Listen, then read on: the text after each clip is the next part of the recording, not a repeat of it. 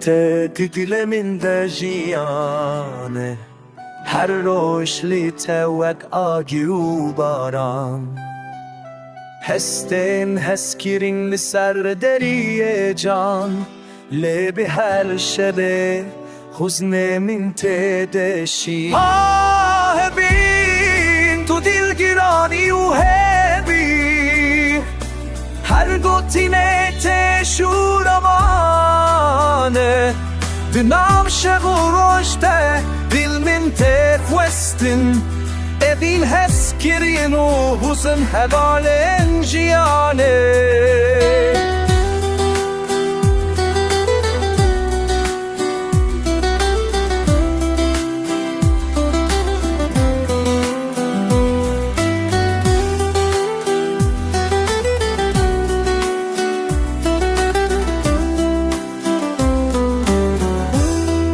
Gi berf û biharê de bîranînên te Vek çavên min ronahî û tarî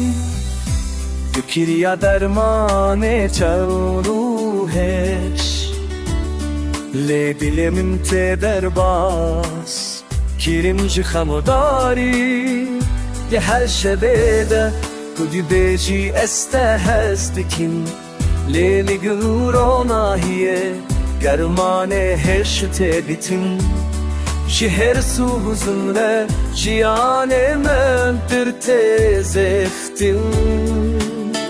Lê ez bi evînê te her dem dîlarim bi dildarî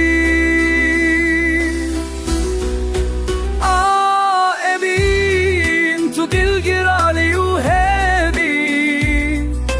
her gotinê tê şûramane Di nav şev û roj te dil min tê xwestin Evîn heskirîn û huzn hevalên jiyanê Tu yî rûyê min